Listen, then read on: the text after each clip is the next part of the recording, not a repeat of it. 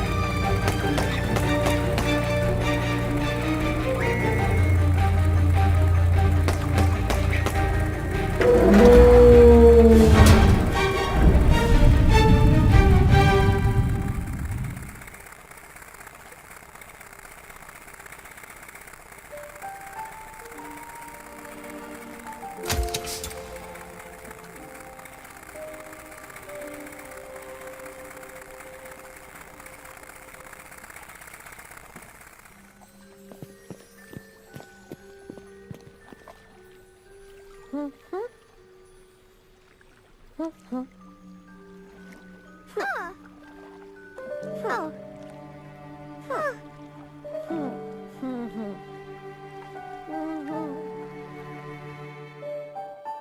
couple were keen to make my friend part of their lives. I was so glad for her. She would be safe at last in the world beyond the wall. But there was only room for one child. So it was time for the two of us to part. We had come through so much together. She took out the photograph of the two of us, the one that had been taken on the last day before the invasion. She tore it in two, so we'd both have half, to remind us of each other. Then she went away, and I never saw her again. After that, I had many more adventures, of course, but that is all a story for another time, perhaps. And maybe one day, I told the girl in my bookstore, you will hear it, my dear. She was looking at me, thunderstruck. I've heard that story before, she said, about the girl and the boy and the photograph from my grandma. Downstairs, the shop doorbell rang.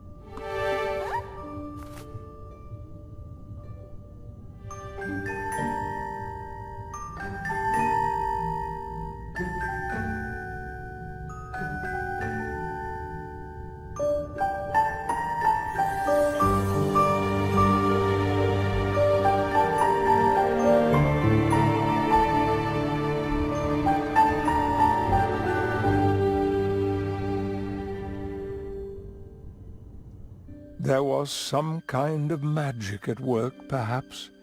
Magic that brought her grandmother to my door that very night. We went downstairs, and I saw her waiting. At first, I froze. The girl pushed me closer, and then I recognized my friend. We hugged, and all that time simply dropped away. After all the adventures and the changes that everyone must face, we were the same two kids all over again. That's what I mean when I say life can still surprise us on even very ordinary days. And now my story is done. I dedicate it to anyone who's been forced to part from their loved ones and who has survived long enough to see them again.